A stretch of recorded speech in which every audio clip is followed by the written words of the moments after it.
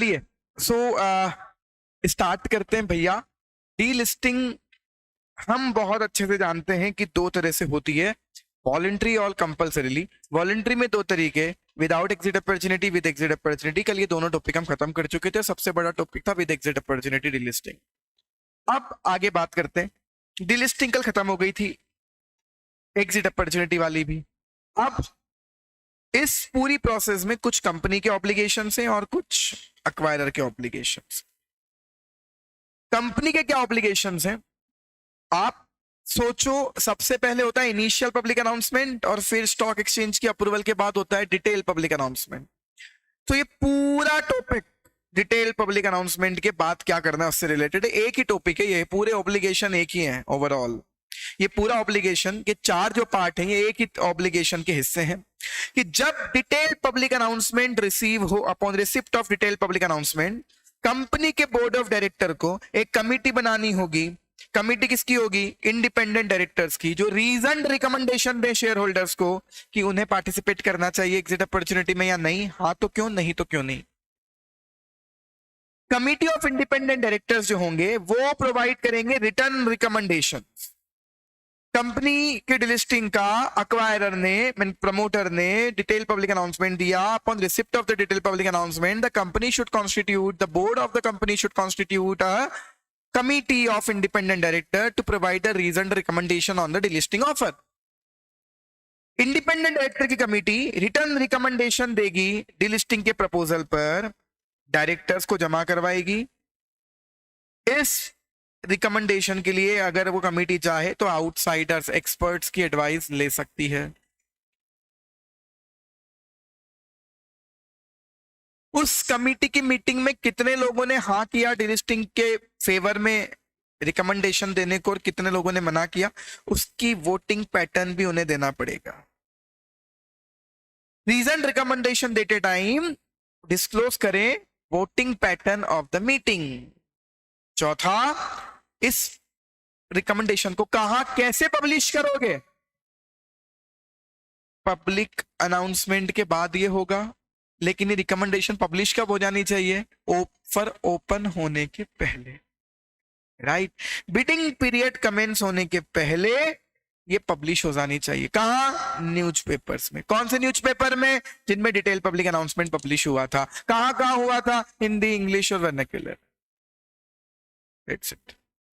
तो पहला obligation company का, जिसमें एक ही ऑब्लिगेशन है with respect to reason recommendation by the committee of independent director.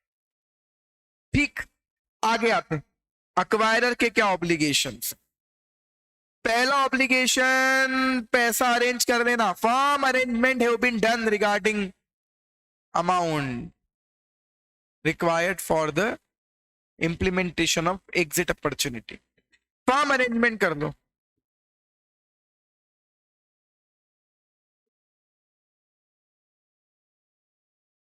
दूसरा, इंश्योर करना है कि जो इनिशियल पब्लिक अनाउंसमेंट है, डिटेल पब्लिक अनाउंसमेंट है, लेटर ऑफ ऑफर है, या लास्ट में जो कल किया था अनाउंसमेंट अबाउट सक्सेस और फेलियर ऑफ द ऑफर, वो true, fair, adequate, mislead, true हो, फेयर हो, एडिक्वेट हो, मिसलीडिंग ना हो। तो पहला अक्वायरर का ऑब्लिगेशन कि फॉर्म अरेंजमेंट कर लो भैया, अप्रूवल्स मिल जाए subject to any stage approval of the delisting. जो अप्रूवल चाहिए वो ले लो डीलिस्टिंग के लिए, किसी और अथॉरिटी की अप्रूवल चाहिए वो ले लो। अदरवाइज हमें तो पता है शेयर होल्डर के बोर्ड की अप्रूवल चाहिए, शेयर होल्डर की अप्रूवल चाहिए, स्टॉक एक्सचेंज की अप्रूवल चाहिए, फिर मिनिमम 90% शेयर होल्डिंग भी हो जानी चाहिए। बहुत टिपिकल है exit opportunity. Prior to making public announcement, you should have made the firm arrangement regarding the funds required for the purpose of delisting. Point number 2, जो भी initial public announcement, detail public announcement, letter of offer या success और failure का जो आप announcement करोगे offer complete होने के बाद, उसमें जो भी इंफॉर्मेशन दो वो ट्रू, फेयर, कंप्लीट हो, कोई मिस स्टेटमेंट ना हो, मिसलीडिंग स्टेटमेंट ना हो। पॉइंट नंबर 3, अक्वायरर और पीएसी। अब तो आप पीएसी जानते हो, साथ में मिलकर काम करने वाला व्यक्ति। अक्वायरर और पीएसी जॉइंटली और सेवरली रिस्पॉन्सिबल होंगे इस रेगुलेशंस को कंप्लाई करने के लिए। So third responsibility to comply with the rules and regulations. Point number 4, जो रिमेनिंग शेयर होल्डर्स हैं उनसे 1 साल तक अगले आपको शेयर खरीदने पड़ सकते हैं अगर वो अप्लाई करें तो, और सेम कट ऑफ प्राइस पर जिस प्राइस पर आपने अभी डिलिस्टिंग की थी। अगर अक्वायरर ने 4-2-4-5 याद करो, अक्वायरर ने पिछले 6 महीने में कोई शेयर सेल नहीं किए हैं।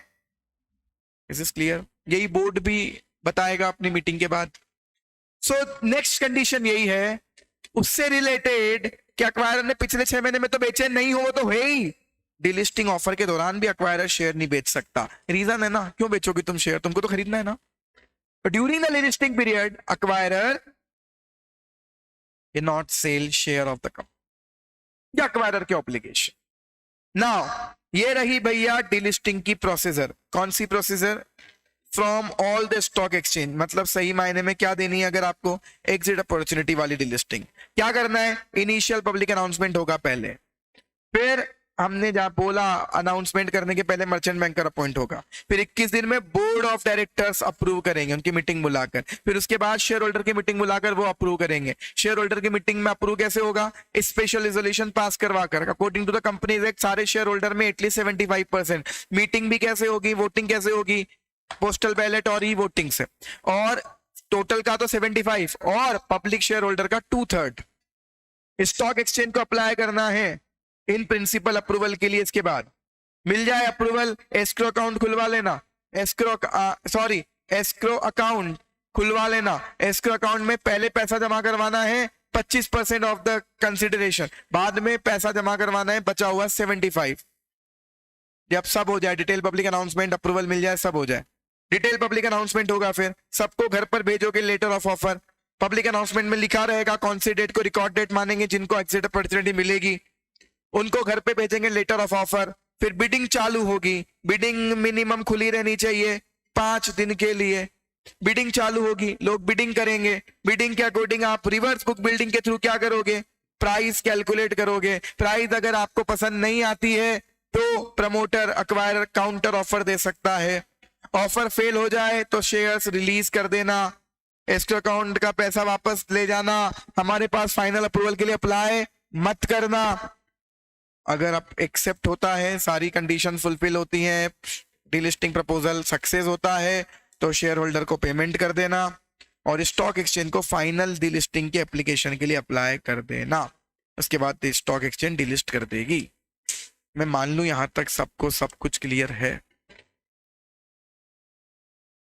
चलिए, मजा आ रहा है? मुझे बताओ, are you finding it productive? Time waste तो नहीं हो रहा है किसी का? Compulsory delisting, what is this? Compulsory delisting क्या? Removal of the securities from the stock exchange as a penalizing measure. क्या हो रहा है भैया? पेनलाइजिंग मेजर है। आपने कुछ नॉन कंप्लायंस करे होंगे, कुछ रेगुलेशंस फुलफिल नहीं करे होंगे। किन ग्राउंड्स पर कंपल्सरी डिलिस्टिंग होती है वो रूल भी इसी चैप्टर में हमें पढ़ा दिया गया, SCRA सेक्शन 21A। डिलिस्टिंग की बात कर रहे थे, उसमें स्टॉक एक्सचेंज डिलिस्टिंग के लिए बहुत सारी चीजें तो पढ़ने में छूट जाती है, सुनने से याद रह जाती हैं। बहुत बढ़िया। इसीलिए मैं कर क्या रहा हूं ना, मैं ज्यादातर मेरा फोकस क्या है कि मैं आपको सब कुछ एक बार वापस से आकर बोल जाऊं, आपके कानों में पड़ जाए सारी चीजें। चलिए, सो डिलिस्टिंग, कंपल्सरी डिलिस्टिंग, उधर से यहां क्यों आ गए? सिक्योरिटीज कॉन्ट्रैक्ट रेगुलेशन एक्ट और उसके रूल्स पढ़ लेते हैं। वो कहता है स्टॉक एक्सचेंज भी डिलिस्ट कर सकता है रीजन बताकर, रीजन ऑर्डर देकर। और अगर आप स्टॉक एक्सचेंज के डिसीजन से डिससेटिस्फाइड हो कि क्यों किया भैया हमको डिलिस्ट, तो आप सेट को अप्लाई कर सकते हो, सेट को अपील फाइल कर सकते हो ऑर्डर के 15 दिन में। नेक्स्ट, अब बात बस इतनी ही है। एक्ट का rule 21, securities contract regulation rule 19 पढ़ा हुआ है आपका, तो अब 21 पर आ जाते हैं। रूल 21 में लिखे हुए ग्राउंड्स कि किन किन ग्राउंड्स पर आपकी कंपल्सरी डिलिस्टिंग हो सकती है। काम के हैं सारे ग्राउंड्स, सारे ग्राउंड नहीं, सारे ग्राउंड फुलफिल होने पे नहीं, एक भी ग्राउंड अगर अट्रैक्ट हो गया आपकी डिलिस्टिंग हो सकती है। पहला ग्राउंड, कंपनी पिछले 3 कंटिन्यूअस सालों से लॉस में है, लेकिन केवल लॉस में वैसे कुछ नहीं होगा। प्रॉब्लम क्या हो गई कि कंपनी की नेटवर्थ उसकी वजह से नेगेटिव हो गई। तो 3 साल से लॉस में लेकिन नेगेटिव नेटवर्थ नहीं है, नहीं है वो ग्राउंड। 3 साल से लॉस में तो नहीं है लेकिन नेगेटिव नेटवर्थ हो गई, नहीं है वो ग्राउंड। 3 साल से कंपनी लॉस में हो, नेगेटिव नेटवर्थ हो जाए, दोनों कंडीशन फुलफिल होने पर पहली कंडीशन सेटिस्फाइड होगी। दूसरा, कंपनी की सिक्योरिटीज में ट्रेडिंग ही नहीं हो रही। क्यों नहीं हो रही? बोले सस्पेंड कर रखा है। तो बोले वो तो आपने कर रखा है सस्पेंड। अरे तो बोले सस्पेंड कर रखा होगा, कुछ रीजन से कर रखा होगा, अब तक उसको एक्टिव करवा लेते ना आकर। 6 महीने हो गए आपके सस्पेंशन को, कंपनी की सिक्योरिटीज को सस्पेंड किया हुआ है, 6 महीने से ज्यादा पीरियड हो गया सस्पेंशन का। तीसरा, अरे ट्रेडिंग ही नहीं हो रही। बोले क्यों नहीं हो रही? बोले कोई खरीदने बेचने ही नहीं आता। तो बोले डिलीट करो ना इसको। इनफ्रीक्वेंटली ट्रेडेड पड़े हुए शेयर्स पिछले 3 सालों से। चौथा, कंपनी, उसके प्रमोटर, डायरेक्टर फेल हो गए to comply with the provisions of SEBI act, SCRA, depositories act और इनसे रिलेटेड रूल रेगुलेशन एटसेट्रा। तो क्या कोई से भी नॉन कंप्लायंस पे डिलिस्टिंग हो जाएगी? नहीं होगी भैया। तो यहां तो यही लिखा हुआ है, नहीं लिखा हुआ है, आगे लिखा हुआ है एंड वो जो नॉन कंप्लायंस हुआ है ना उसकी पेनल्टी 1 करोड़ रुपए से कम नहीं है और उसका इंप्रिजनमेंट 3 साल से कम का नहीं है। गुड, बहुत बढ़िया Vanshika. SEBI act, SCRA, depositories act का नॉन कंप्लायंस हुआ है किससे? कंपनी प्रमोटर डायरेक्टर, और कन्विक्ट हो गए, वो दोषी पाए गए हैं, जिसकी सजा 1 करोड़ से ज्यादा की पेनल्टी या 3 साल से ज्यादा की जेल। नेक्स्ट, कंपनी, उसके प्रमोटर या डायरेक्टर्स, एक्चुअली कंपनी हो गई है वैनिश, उसके डायरेक्टर्स के एड्रेस नहीं मिल रहे हैं, या तो कंपनी का एड्रेस नहीं मिल रहा, डायरेक्टर्स प्रमोटर्स के एड्रेस नॉन नहीं है, गलत एड्रेस दिए हुए, कंपनी ने कंपनीज एक्ट के प्रोविजन को फॉलो किए बिना रजिस्टर्ड ऑफिस चेंज कर लिया। ये सारी कंपनियों को क्या कहते हैं? Vanishing company. And last but सबसे इंपॉर्टेंट, कंपनी की public share holding rule 19A के अकॉर्डिंग कितनी होती है वो आपको पता है। नॉर्मल कंपनियों को कितनी रखनी होती है? 25%। उससे कम हो जाए तो बोले समय रहता है उनके पास, कितने समय में, लाइक 1 साल में शेयर होल्डिंग बढ़ाकर वापस ले आना। पब्लिक शेयर होल्डिंग कम हुई और कंपनी पब्लिक होल्डिंग को मिनिमम लेवल पर ला भी नहीं पाई within the prescribed time. इनमें से किसी भी ग्राउंड पर आपको क्या किया जा सकता है? डीलिस्ट।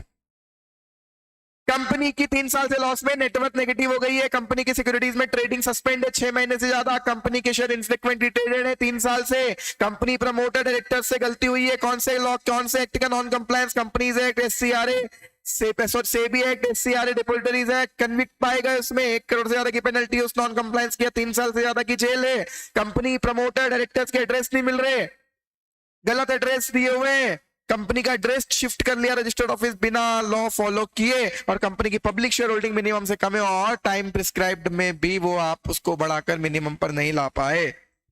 किसी भी ग्राउंड पर डिलिस्टिंग के लिए कंपनी को पहले देनी पड़ेगी opportunity of being heard. Compulsory delisting पर क्या होगा वो तो आगे यहीं से पढ़ लेते हैं, हम तो यहाँ केवल ग्राउंड पढ़ने आए थे भैया, हम तो यहाँ ग्राउंड पढ़ने आए थे बस। ठीक है,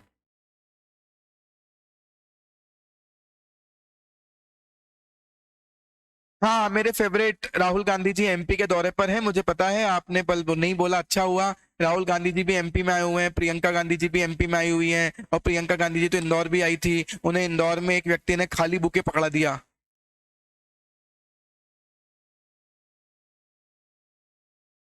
फिर वो भाषण दे रही थी कुछ, तो कुछ पे लिख कर लाई होंगी तो ढंग से लिख कर नहीं ला पाई, तो बोलते बोलते हंसने लग गई, अरे बोले मैं भूल गई क्या बोल रही थी। गजब आइटम है यार, दोनों ही भाई बहन गजब के लोग हैं यार, गजब घड़े में घड़ा हुआ है भगवान ने इनको। अभी कल बोल रही थी फिर इंदौर में आई थी तब कि भगवान राम 13 साल वन में रहे। क्या लोग, इनको कोई ले क्यों नहीं जाता यार। कॉन्फिडेंस से बोल रही थी वो भी कि 13 साल से वनवास में थे राम भगवान। जिन लोगों ने राम मंदिर बनने के अगेंस्ट में पूरे एडवोकेट्स लगा रखे थे अपनी पार्टी की, वो राम भगवान को याद कर रहे हैं। और क्या चाहिए इस दुनिया को, भगवान इन्हें सद्बुद्धि दे। चलिए पढ़ते हैं अब। तो अब बात करते हैं कंपलसरी डिलिस्टिंग। ग्राउंड्स हो गए, अब कंपलसरी डिलिस्टिंग की प्रोसेस पढ़ लेते हैं, लॉ पढ़ लेते हैं। कौन डिसाइड करेगा compulsory delisting? Stock exchange. Stock exchange जब भी इनमें से किसी ग्राउंड पर डिलिस्ट करना चाहे, सबसे पहले कंपनी को भेजा जाएगा एक नोटिस। ठीक है, वो नोटिस भेजने के पहले क्या होगा?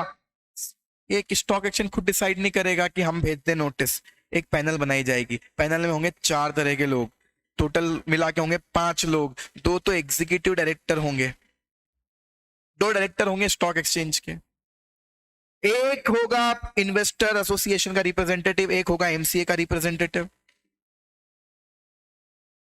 और एग्जीक्यूटिव डायरेक्टर या secretary of the stock exchange. 2 director, एक एग्जीक्यूटिव डायरेक्टर या सेक्रेटरी, एक एमसीए का रिप्रेजेंटेटिव, एक इन्वेस्टर का रिप्रेजेंटेटिव। 5 लोगों की मिलकर बनाई जाएगी कमेटी, और वो डिसाइड करेगी कि हमें इसकी डिलिस्टिंग करनी है या नहीं करनी।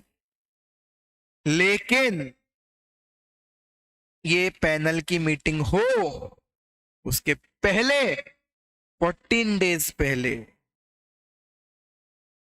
14 डेज पहले क्या करेंगे? बताओ क्या करेंगे? पब्लिक नोटिस देंगे न्यूज़पेपर में, 1 हिंदी, 1 इंग्लिश, 1 हाँ वो 15 है, 2 वीक याद रहता है ना, इसलिए ऐसी गलती हो जाती है। तो 15 डेज का नोटिस है। नोटिस के बाद 15 दिन का समय होगा। जिस किसी को भी अगर इस डिलिस्टिंग से कोई ऑब्जेक्शन है, if there is any concern of anybody, तो वो पैनल को अपना ऑब्जेक्शन सबमिट कर सकता है।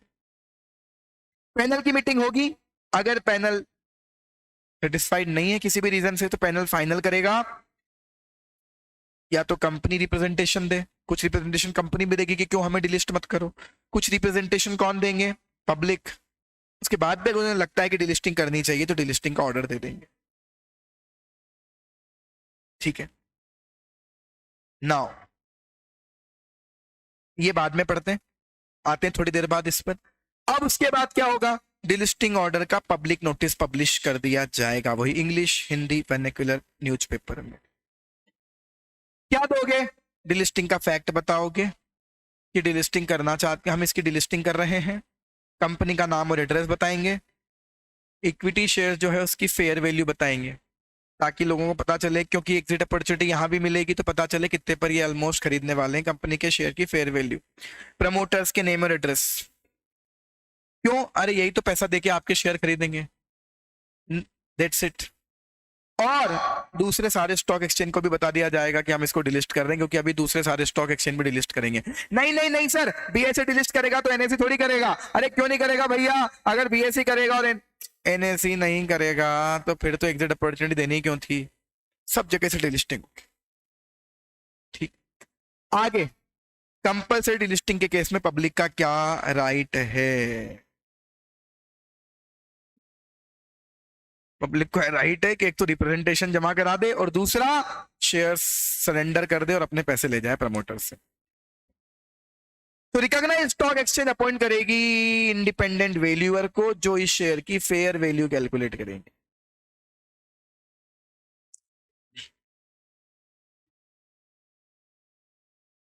पैनल ऑफ एक्सपर्ट वैल्यूअर बनाएगी, वैल्यूअर अपॉइंट किए जाएंगे। उनमें से इनके पास पैनल बना हुआ है कि कौन कौन लोग हमारे वैल्यूअर हैं। उनमें से वैल्यूअर अपॉइंट होगा और ये वैल्यूअर फिर फेयर वैल्यू कैलकुलेट करेगा। प्रमोटर की जिम्मेदारी होगी कि पब्लिक से इतनी वैल्यू पर शेयर खरीद लें डिलिस्टिंग ऑर्डर से 3 महीने में। अगर नहीं तो आपको 10% पर एनम का इंटरेस्ट देना पड़ेगा। डिले गलती उसकी वजह से होनी चाहिए, प्रमोटर की वजह से। इंडिपेंडेंट वैल्यूअर और रजिस्टर्ड वैल्यूअर में क्या डिफरेंस है? देखो समझो, इंडिपेंडेंट वैल्यूअर मैं भी हो सकता हूं, एक सीए भी हो सकता है, सीएस भी हो सकता है, कोई रजिस्टर्ड वैल्यू भी हो सकता है, मर्चेंट बैंक। इंडिपेंडेंट मतलब जिसका कंपनी में कोई कनेक्शन नहीं।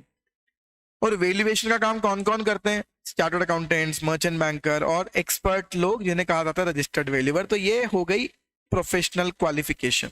और वो हो गया एक ग्राउंड कि वो इंडिपेंडेंट होना चाहिए। Is clear Vanshika?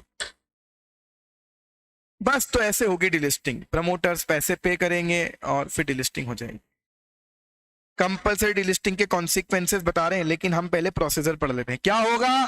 पैनल बनाएगा स्टॉक एक्सचेंज, उस पैनल की मीटिंग के पहले न्यूज़पेपर में नोटिस देगा, तीनों न्यूज़पेपर में। फिर स्टॉक एक्सचेंज 15 दिन का समय देगी किसी को भी रिप्रेजेंटेशन जमा कराना है तो। उसके बाद पैनल की मीटिंग होगी और पैनल देगी डिलिस्टिंग का ऑर्डर। फिर उसके बाद ये डिलिस्टिंग का ऑर्डर पब्लिक नोटिस के फॉर्म में दे दिया जाएगा, पब्लिश कर दिया जाएगा कि इसकी डिलिस्टिंग कर रहे हैं। वही ऊपर क्यों डिलिस्टिंग कर रहे हैं, क्या नाम है कंपनी का, एड्रेस क्या है, फेयर वैल्यू क्या है शेयर्स की, प्रमोटर का नेम और एड्रेस क्या है। इंडिपेंडेंट वैल्यूअर अपॉइंट करेंगे जो फेयर वैल्यू डिटरमाइन करेंगे। प्रमोटर क्या करेंगे? विद इन 3 मंथ पब्लिक से शेयर अक्वायर करके फेयर वैल्यू उनको पे कर देंगे पर शेयर। बस कॉन्सिक्वेंस क्या है? अगर कंपनी के शेयर्स कंपल्सरी डिलिस्ट हुए तो कंपनी, उसके होल टाइम डायरेक्टर, जिन पर्सन पर रेस्पॉन्सिबिलिटी थी कंप्लायंस करने की सिक्योरिटी लॉ के, उसके प्रमोटर्स, इन लोगों द्वारा प्रमोट की हुई कंपनियां, ये डायरेक्टली इनडायरेक्टली मार्केट एक्सेस नहीं कर सकती। कब तक? अगले 10 साल तक मार्केट एक्सेस नहीं कर सकती। मतलब इनसे रिलेटेड कोई भी कंपनियां अगले 10 साल तक पब्लिक ऑफर भी नहीं ला पाएंगी। क्यों में ग्राउंड्स लिखेंगे एससीआरए वाले? कौन से क्यों में? आगे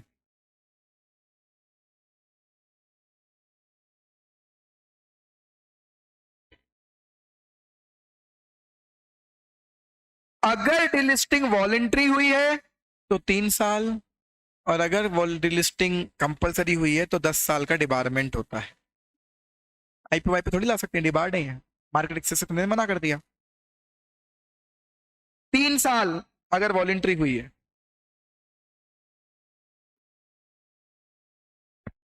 10 साल अगर डिलिस्टिंग कंपलसरी वाली हुई है। लेकिन इन 3 केसेस में 3 साल और 10 साल के प्रोविजन नहीं लगते अगर डिलिस्टिंग रिजोल्यूशन प्लान के अकॉर्डिंग हुई है, क्योंकि वो तो वापस से लिस्ट करवा सकता है। जिनकी डिलिस्टिंग आईजीपी से हुई है, आईजीपी पे लिस्टिंग थी, आईजीपी से डिलिस्ट करवा लिया, अब मेन बोर्ड पर जा सकता हूं, चले जा, 3 साल का वेट करूं क्या? नहीं करना। और स्मॉल कंपनीज की डिलिस्टिंग के केस, तो स्मॉल कंपनी की डिलिस्टिंग, आईजीपी से डिलिस्टिंग, रिजोल्यूशन प्लान के अकॉर्डिंग डिलिस्टिंग, इन डिलिस्टिंग के केस में ये 3 साल वाला प्रोविजन एप्लीकेबल नहीं है। ना आगे आ जाते हैं, ये पढ़ देते हैं। Guidelines for compulsory delisting. Stock exchange को क्या क्या गाइडलाइन दी हुई है? पहली गाइडलाइन, डिलिस्टिंग केवल उन ग्राउंड्स पर ही करना जो एससीआरआर और एससीआरए में दिए हुए हैं। वो ग्राउंड दिए हुए हैं, rule 21 of SCRR.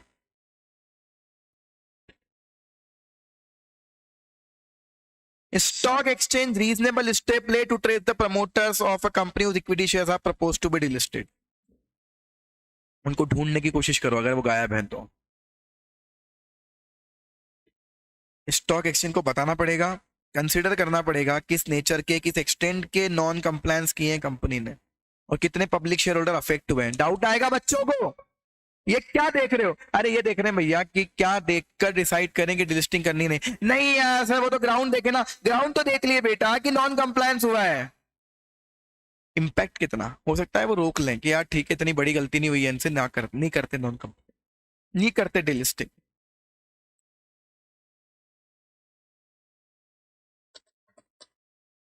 Stock exchange reasonable effort ले ये वेरीफाई करने के लिए कि कंप्लायंस हो रहे हैं या नहीं हो रहे हैं कंपनी के दूसरे रूल्स के। वो कंपनियां जो डिलिस्ट हो रही हैं और उनके प्रमोटर्स, इन सबका नाम स्टॉक एक्सचेंज की वेबसाइट के सेपरेट सेक्शन में दिखेगा। कि भैया ये कंपनी डिलिस्ट हो रही है, ताकि लोगों को पता रहे कि इसको खरीदना है या नहीं खरीदना है इन शेयर्स को।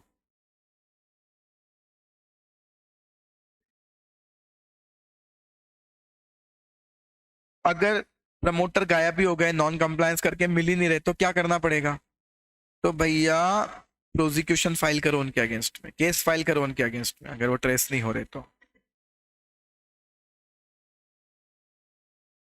अगर सिचुएशन इतनी खराब है कि स्टॉक एक्सचेंज को लगता है कि इस कंपनी को तो अब बंद ही कर देना चाहिए, तो वो बाइंडिंग अप की पिटीशन तक फाइल कर सकता है, या आरओसी को इस कंपनी को स्ट्राइक ऑफ करने की रिक्वेस्ट कर सकता है।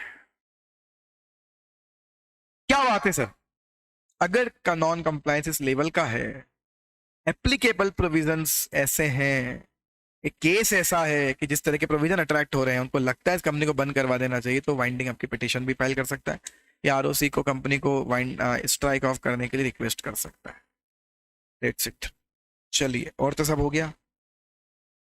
अब आते हैं दो अलग से टॉपिक पर, स्मॉल कंपनी की डिलिस्टिंग और आईजीपी पर लिस्टेड कंपनी की डिलिस्टिंग। क्या यही दो टॉपिक बचे हैं? बहुत जल्दी हो जाएगा फिर तो आज। आईजीपी पे लिस्टेड कंपनी की डिलिस्टिंग करते हैं जितनी जल्दी हो पाए, फिर आपके डाउट्स होंगे तो लेंगे। स्मॉल कंपनी की डिलिस्टिंग और आईजीपी पे लिस्टेड कंपनी की डिलिस्टिंग। स्मॉल कंपनी किसको कहते हैं? वो 4 करोड़ 40 करोड़ नहीं, फिर आईसीडीआर में अलग डेफिनेशन है स्मॉल कंपनी की। ऐसी कंपनी जिसकी पेड अप कैपिटल 10 करोड़ से ज्यादा नहीं है, एंड और हिंदी वाला और नेटवर्थ 25 करोड़ से ज्यादा का नहीं है। ये वो कंपनी जिस पर कॉर्पोरेट गवर्नेंस के प्रोविजन भी एप्लीकेबल नहीं होते।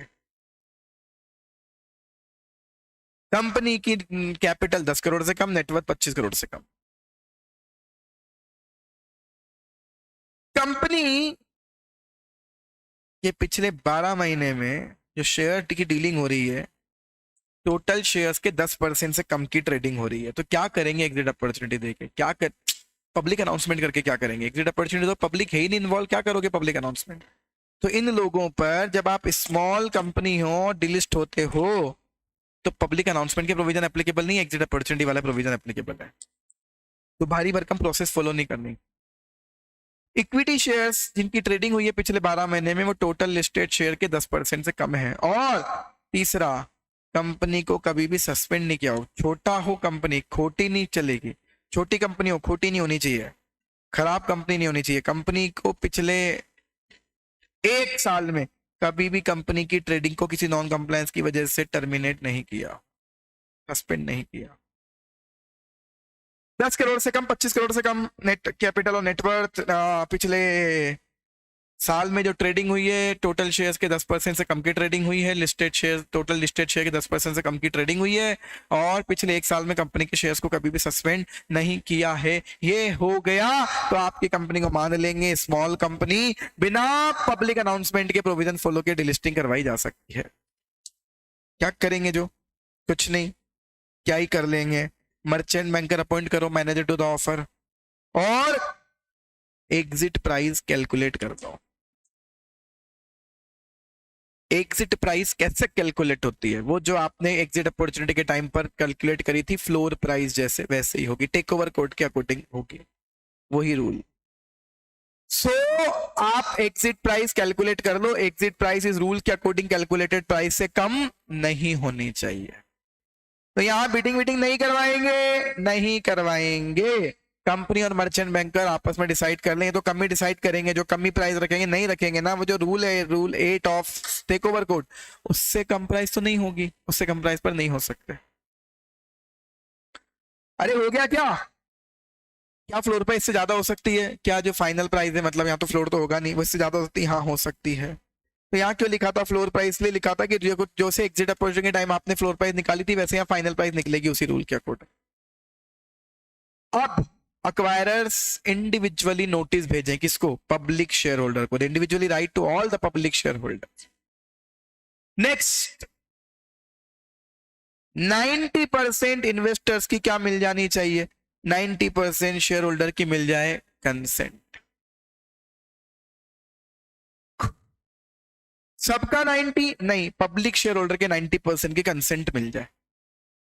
या वोटिंग नहीं करवाकर 90% अप्रूव नहीं करवाना, 90% की कंसेंट मिल जाए। कंसेंट मिलने के दो तरीके हैं, कंसेंट मिलने के दो तरीके हैं। क्या दो तरीके हैं? पहला, वो बोल दें कि करवा लो डिलिस्टिंग और ये लो हमारे शेयर्स, और दूसरा मतलब वो शेयर डिपॉजिट कर दें, और दूसरा वो बोल दें कि आप डिलिस्टिंग करवा लो but we would like to hold the unlisted shares too. ठीक है, 90% की कंसेंट मिल जाए। नेक्स्ट, अक्वायरर पूरी प्रोसेस कंप्लीट करे, कंसेंट इनवाइट करने की, पूरे प्रपोजल को फाइनलाइज करने की, एंड देन अक्वायरर कंसिडरेशन का पेमेंट कर दे सारे पब्लिक शेयर होल्डर को जिनके शेयर आकर टेंडर हुए हैं, सरेंडर हुए हैं, और उसके बाद डिलिस्टिंग हो जाएगी। अप्लाई कर दो स्टॉक एक्सचेंज। क्या है? बोर्ड अप्रूव कर ले, मर्चेंट बैंकर अपॉइंट कर लो भैया, पहले तो मर्चेंट बैंकर के साथ मिलकर एग्जिट प्राइस कैलकुलेट कर लो। एग्जिट प्राइस फ्लोर से कम नहीं होनी चाहिए, ज्यादा हो जाए तो चलेगा। कंपनी इंडिविजुअल्स शेयर होल्डर्स को लिखे कि हम डिलिस्टिंग करवाना चाहते हैं, आप वोटिंग में पार्टिसिपेट करो, बताओ हम डिलिस्टिंग करें या नहीं करें। इन्वेस्टर कंसेंट दे सकते हैं दोनों तरीके से। दूसरा, नेक्स्ट अक्वायरर को फिर उसके बाद प्रोसेस कंप्लीट करनी है और पॉजिटिव कंसेंट फाइनल करनी। कितने लोगों की मिली? 90% की पॉजिटिव कंसेंट मिल जानी चाहिए। अक्वायरर फिर पेमेंट करेगा कंसिडरेशन का कैश में, जिन्होंने शेयर्स टेंडर किए उनको।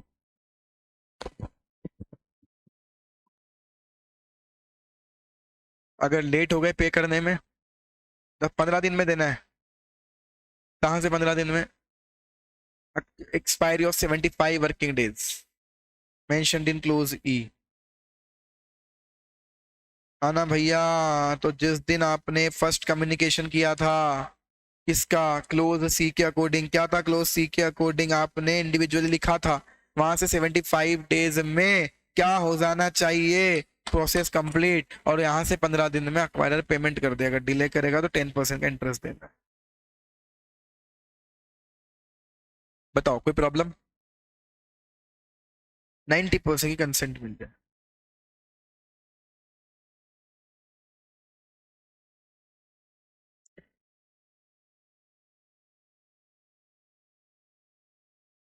हाँ, आगे बढ़े। क्लियर? चलिए, moving further, last topic of the chapter, IT people listed shares की डिलिस्टिंग। और आईटी पीपल लिस्ट कैसे हुए थे? Without making public offer. क्या प्रोसेस होगी? क्या ही अलग कर लोगे आप बताओ? बिना पब्लिक ऑफर के लिस्ट हुए थे, अब एग्जिट अपॉर्चुनिटी देनी है नहीं देनी है, क्योंकि डिलिस्टिंग हो रही है। अब बोर्ड की अप्रूवल लो, शेयर होल्डर की अप्रूवल लो, एसआर पास करवा कर। हाँ सर, बोलो।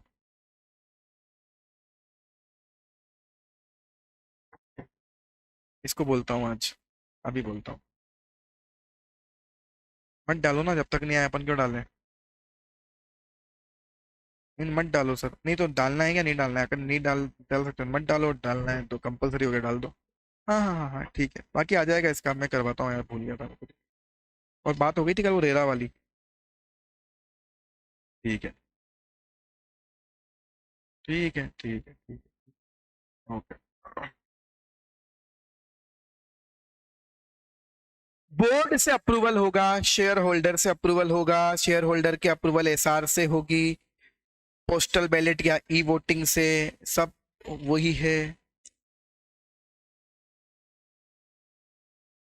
लेकिन पब्लिक शेयर होल्डर्स की मेजोरिटी की कंसेंट आ जानी चाहिए। वहां क्या लिखते हैं?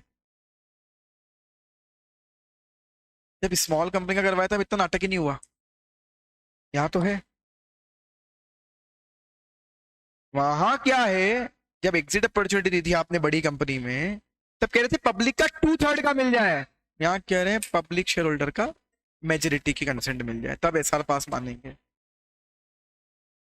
तुम दोनों चले गए थे हर्ष हर्षिता, तो मुझे लगा लोग छोड़ छोड़ के जाने वाले हैं, शायद मैं पका रहा हूँ। उन्होंने सोचा ठीक है यार, बाकी जब तक सब नहीं चल जाते तब तक तो पढ़ाई लेता हूँ। नेक्स्ट, फिर क्या हुआ? फिर डिलिस्टिंग की प्राइस कैलकुलेट करो, वो ही टेक ओवर कोड रेगुलेशन 8 के अकॉर्डिंग फ्लोर प्राइस कैलकुलेट करो और वही फाइनल प्राइस होगी।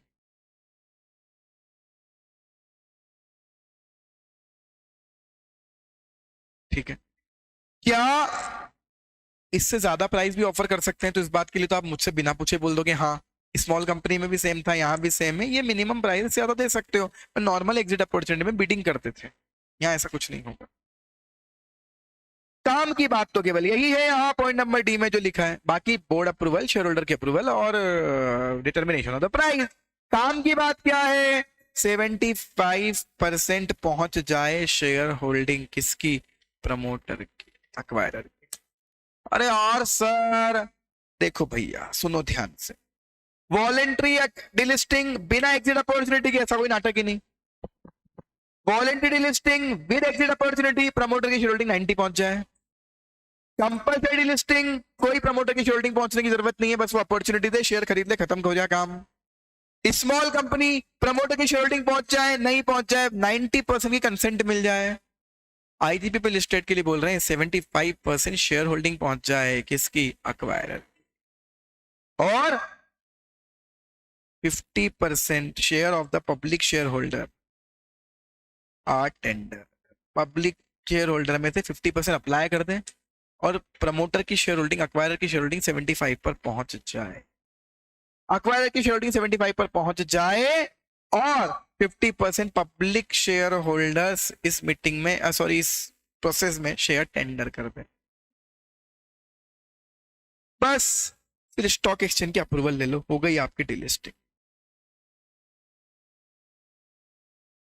ठीक है, अब ये लास्ट पैराग्राफ क्या है कि अगर कंपनी का वाइंडिंग अप हो रहा है और उस वजह से डिलिस्टिंग हो रही है, तो बताओ डिलिस्टिंग कैसे होगी? तो वाइंडिंग अप कैसे चलेगा? आईबीसी के अकॉर्डिंग। तो डिलिस्टिंग में भी प्रोविजन कौन से फॉलो होंगे? फिर वो आईबीसी के अकॉर्डिंग होगा, लिखा है। शेयर होल्डर के कोई राइट भी होंगे, जो भी होगा वो एप्लीकेबल लॉ के अकॉर्डिंग। तो वाइंडिंग अप की वजह से अगर डिलिस्टिंग है तो जो बेसिक लॉ है उसके, जो उस पर लॉ लगता है वाइंडिंग अप पे, उसके अकॉर्डिंग होगा। नाउ अगर किसी स्टॉक एक्सचेंज पर आप लिस्टेड हो और वंशिका, चूंकि तुम्हारी लिस्टिंग हुई थी तुम्हारी कंपनी की, इसलिए वो साला स्टॉक एक्सचेंज ही बंद हो रहा है जहां पर तुमने लिस्टिंग करवाई थी। हम तो डूबेंगे सनम, ठीक है? तुमने उसका भी निपटाया, उसकी भी दुकान बंद करवा दी, फिर क्या होगा? फिर सेबी अप्रोप्रिएट ऑर्डर पास करेगी कि किस तरह से डिलिस्टिंग होनी है, मतलब इन केसेस में इनके अकॉर्डिंग डिलिस्टिंग नहीं होगी। सेबी में in the interest of the investor pass appropriate order in respect of the status of equity share of the company. फिर इक्विटी शेयर होल्डर के साथ क्या होगा? अगर इंसॉल्वेंसी वाइंडिंग अप की वजह से डिलिस्टिंग हो रही है तो वहां जो लॉ के अकॉर्डिंग वाइंडिंग अप हो रहा होगा, तो कंपनीज एक्ट के अकॉर्डिंग, आईबीसी के अकॉर्डिंग वो बताएंगे कि शेयर होल्डर के साथ क्या करना है। अगर स्टॉक एक्सचेंज की रिकॉग्निशन खत्म हो गई, सेबी बताएगा कि स्टेक होल्डर, शेयर होल्डर के साथ क्या करना है, उनके क्या राइट्स रहेंगे। खत्म। नाउ कंपनी सेक्रेटरी का क्या काम है पूरी डिलिस्टिंग में? प्रैक्टिसिंग वाले का काम है क्या? अरे जॉब वाले का तो काम है ही कि भैया पूरे लॉ रेगुलेशन कंप्लाई करना। प्रैक्टिस वाले का काम क्या है?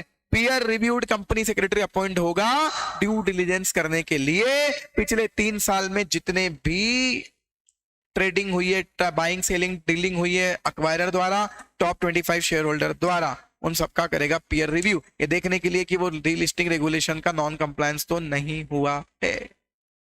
ये काम है प्रैक्टिसिंग सीएस का, यही काम है प्रैक्टिसिंग सीएस का।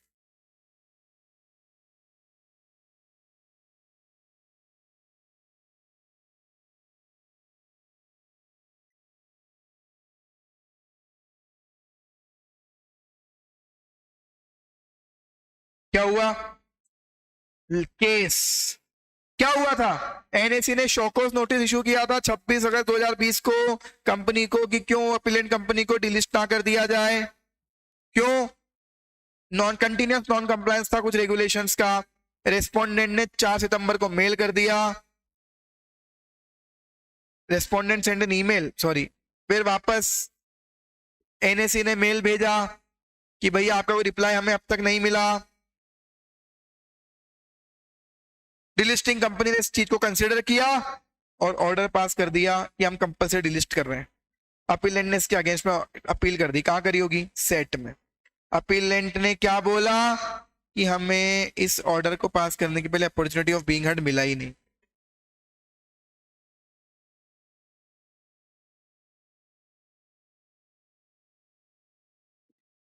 क्या करें? शोकोस नोटिस था बस। हम ये कह रहे हैं कोई नोटिस हियरिंग का कोई अपॉर्चुनिटी नहीं मिली। प्रोविजन में क्लियरली लिखा है कि इस रेगुलेशन के अकॉर्डिंग जब भी आप ऑर्डर पास करोगे पहले reasonable opportunity of being heard देना। तो हियरिंग का नोटिस देते, आपकी कमिटी पैनल की मीटिंग बुलाई थी, उसमें हियरिंग का नोटिस देते, सब कुछ काम करते, बोले वो कुछ हुआ ही नहीं, नोटिस भी नहीं आया, हियरिंग भी नहीं हुई हमारी, इसलिए ये ऑर्डर इंपैक्ट नोटिस समझते हो जिस पर केस लगा है, वो क्वैश कर दिया सेट ने। क्वैश कर दिया सेट ने उस ऑर्डर को।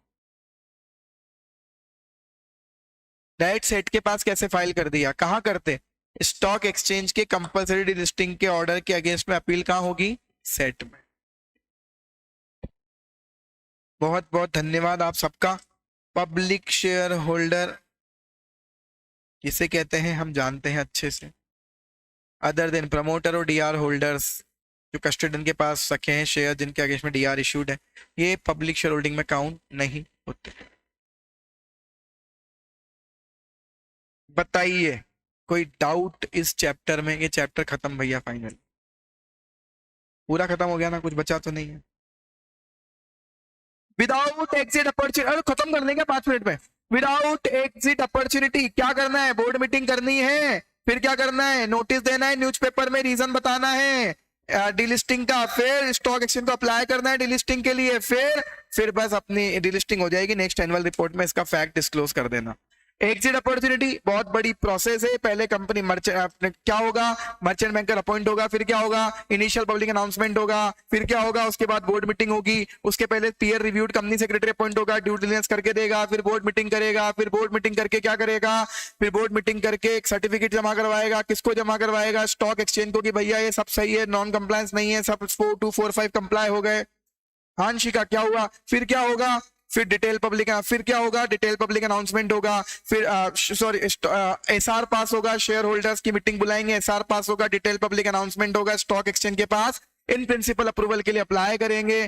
फिर क्या होगा? शेयर होल्डर को घर पर भेजा जाएगा लेटर ऑफ ऑफर, फिर शेयर होल्डर बिडिंग करने के लिए अप्लाई करेंगे टेंडर फॉर्म भरकर, फिर ऑफर सक्सेस अगर हो गया तो शेयर होल्डर को पैसे दे देंगे, स्टॉक एक्सचेंज को फाइनल अप्रूवल के लिए अप्लाई कर देंगे, और 1 साल तक का अभी भी बचे हुए शेयर होल्डर को टाइम होगा क्या कि वो चाहें तो कट ऑफ प्राइस पर अप्लाई कर दें अपने शेयर्स टेंडर करने के लिए, रिवर्स बुक बिल्डिंग के थ्रू जो कैलकुलेट हुई थी। नेक्स्ट टॉपिक खत्म। फिर क्या हुआ? फिर हमने पढ़ा कंपल्सरी डिलिस्टिंग। कंपल्सरी डिलिस्टिंग के ग्राउंड लिखे हुए रूल 21 ऑफ SCRR में, वहां की प्रोसेस क्या है? स्टॉक एक्सचेंज अगर डिसाइड करती है कि आपकी कंपल्सरी डिलिस्टिंग करनी है तो स्टॉक एक्सचेंज पहले बनाएगी एक पैनल की मीटिंग के 15 दिन पहले तीनों न्यूज़पेपर में दिया जाएगा नोटिस। तीनों न्यूज़पेपर के नोटिस के बाद फिर उनको दी जाएगी अपॉर्चुनिटी कि किसी को कोई ऑब्जेक्शन है, रिप्रेजेंटेशन है तो पैनल की मीटिंग के पहले जमा करा दो। पैनल की मीटिंग में सारे रिप्रेजेंटेशन कंसीडर किए जाएंगे, कंपनी का कोई रिप्रेजेंटेशन है तो वो कंसीडर किया जाएगा। फिर पैनल डिसाइड करेगा डिलिस्टिंग करनी है नहीं। अगर पैनल ने डिसाइड किया कि डिलिस्टिंग करनी है तो फिर फाइनल ऑर्डर छाप दिया जाएगा न्यूज़पेपर में कि हम इसकी डिलिस्टिंग कर रहे हैं, और ये फैक्ट्स बता देंगे कि भैया ये चीज रीजन है इस वजह से डिलिस्टिंग कर रहे हैं, ये हमारे अकॉर्डिंग कंपनी के शेयर की फेयर प्राइस है, ये कंपनी का नाम और एड्रेस है, ये कंपनी के प्रमोटर का नाम और एड्रेस है, इनसे आपको पैसे लेने हैं। फिर क्या होगा? फिर भैया फेयर वैल्यू डिटरमाइन करने के लिए एक इंडिपेंडेंट वैल्यूअर अपॉइंट हुआ था, उसने फेयर वैल्यू निकाली। प्रमोटर को 3 महीने का टाइम होगा शेयर पब्लिक से खरीद कर उनको फेयर वैल्यू के अकॉर्डिंग जो डिटरमाइन हुई थी उसके अकॉर्डिंग पैसा दे दें, चाहे तो उससे ज्यादा दे दें, इतना तो देना ही पड़ेगा। फिर क्या होगा? बस फिर उसके बाद फाइनली इस कंपनी की कर दी जाएगी कंपल्सरी डिलिस्टिंग। 10 साल तक ये लोग, ये कंपनी, प्रमोटर, डायरेक्टर जहां जहां भी हैं, वो कोई भी कंपनी मार्केट एक्सेस नहीं कर सकती। नेक्स्ट, फिर कौन सी डिलिस्टिंग? स्मॉल कंपनी की डिलिस्टिंग। स्मॉल कंपनी की डिलिस्टिंग कैसे होगी? स्मॉल कंपनी क्या होती है? वो कंपनी जिसकी पेड अप कैपिटल 10 करोड़ से कम और नेटवर्थ 25 करोड़ से कम। वो पहली कंडीशन। दूसरी कंडीशन, कंपनी पिछले एक साल में कंपनी के शेयर्स की डीलिंग टोटल लिस्टेड शेयर के 10% से भी कम की ट्रेडिंग हुई है। तीसरी कंडीशन, पिछले एक साल में कंपनी के शेयर्स की ट्रेडिंग को कभी सस्पेंड नहीं किया हो। तो आप क्या कहलाओगे? Small company. क्या करना पड़ेगा? बोर्ड की अप्रूवल ले लो, मर्चेंट बैंकर अपॉइंट कर लो, उसके थ्रू रेगुलेशन 8 के अकॉर्डिंग फाइनल प्राइस कैलकुलेट करवा लो। इससे ज्यादा देना है तो दे दो, पर ये मिनिमम प्राइस है। फिर क्या करो? प्रमोटर्स इंडिविजुअली लिखेंगे। किसको लिखेंगे? शेयर होल्डर्स को लिखेंगे कि भैया अपनी कंसेंट दे दो। मिनिमम 90% शेयर होल्डर्स की क्या मिल जाए? कंसेंट मिल जाए। कैसे मिल जाए? या तो वो डिलिस्टिंग के लिए रेडी है, या वो कह दें कि आप डिलिस्ट करवा लो, हम तो अपने पास डिलिस्टेड शेयर रखने के लिए रेडी हैं। फिर क्या होगा? कंप्लीट करो पूरी प्रोसेस, उनको पेमेंट करो, डिलिस्टिंग के लिए स्टॉक एक्सचेंज को अप्लाई कर दो। स्मॉल कंपनी की डिलिस्टिंग हो जाएगी विदाउट पब्लिक अनाउंसमेंट। नेक्स्ट फिर क्या है? आईजीपी पर लिस्टेड कंपनी की डिलिस्टिंग, जिनके शेयर बिना पब्लिक ऑफर के क्या हुए थे?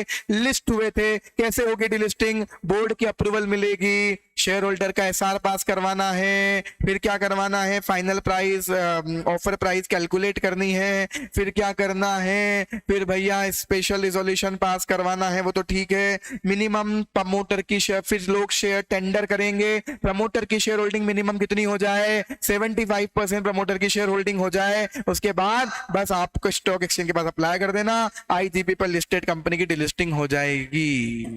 बोलो बांके बिहारी लाल की जय। हो गया क्या भैया? काश ऐसे याद हो जाता। हाँ भाई, ऐसे ही हो तो गया, तुमको भी हो गया ना? अब तो हो गया खत्म। बहुत बढ़िया। ये है डिलिस्टिंग। 10 साल तक कंपलसरी के बाद, 3 साल तक वॉलेंट्री के बाद आपको लिस्टिंग नहीं मिल सकती, मार्केट एक्सेस नहीं मिल सकता। ठीक। 3 केसेस में ये प्रोविजन अप्लाई नहीं है। जब आपकी डिलिस्टिंग रिजोल्यूशन प्लान के अकॉर्डिंग हुई थी, जब आपकी डिलिस्टिंग आईजीपी पर हुई थी, जब आपकी डिलिस्टिंग स्मॉल कंपनी के प्रोविजंस के अकॉर्डिंग हुई थी। चलिए, हाँ भैया, आज के आनंद की जय। मिलते हैं कल। कल भी क्लास होगी। चैप्टर आप बता दो। I need to pick now. कौन सा चैप्टर उठाए? कल तो हूं मैं ना, इंदौर में ही हूं मैं कल तो। एसएसटी पढ़े? ओके, एसएसटी क्या फेवरेट चैप्टर है आप लोगों का? पढ़ लेंगे जतिन। एसएसटी पढ़ लेते हैं। Done done done. कल एसएसटी का रिवीजन। चलिए, any doubts in this chapter? Procedural part था ना पूरा, इसीलिए मैंने ऐसे ही करवा दिया कि यार प्रोसीजर्स दिमाग में बैठ जाए एक बार, क्या क्या हो रहा है। क्लियर है सब? चलिए, थैंक यू सो मच। मिलते हैं कल, टाइम अनाउंस कर दूंगा। मॉक टेस्ट का शेड्यूल आज भेजता हूँ। 17 तारीख से स्टार्ट है तो फाइनल है, भेज दूंगा आज। चलिए, टेक ओवर कोड पढ़ते हैं कल। टाइम कल ही बता दूंगा या रात तक बता दूंगा। कल दूसरी क्लासेस तो है नहीं, तो शायद 10 साढ़े 10 बजे से जल्दी, जितनी जल्दी लेकर खत्म करूं कर लेंगे। Okay bye, see you.